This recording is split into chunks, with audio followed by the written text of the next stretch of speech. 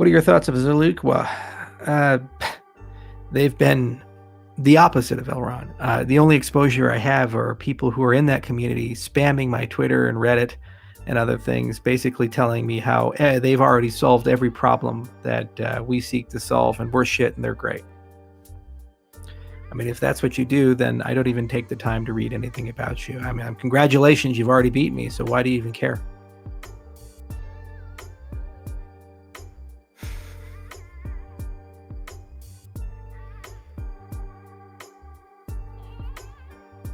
Not an emotional reaction. What do you think about the merits of their work? Well, North of Eden, here's the problem. Time is finite, life is short, and there are thousands of cryptocurrencies, thousands of projects, and it does take quite a bit of time, effort, and opportunity cost to do diligence on a project.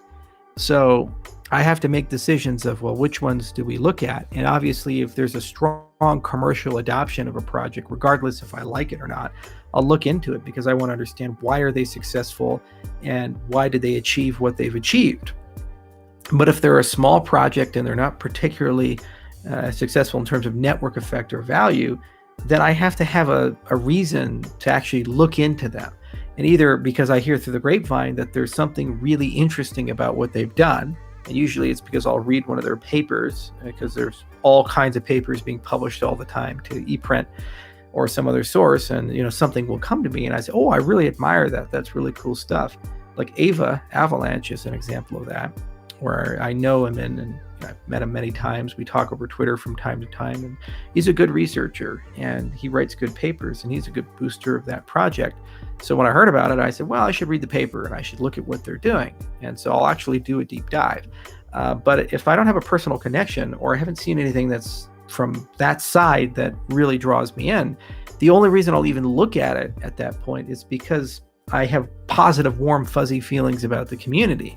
And I say, well, there's got to be some reason why they're so nice and so interesting to talk to. Like Zencash is a great example of that.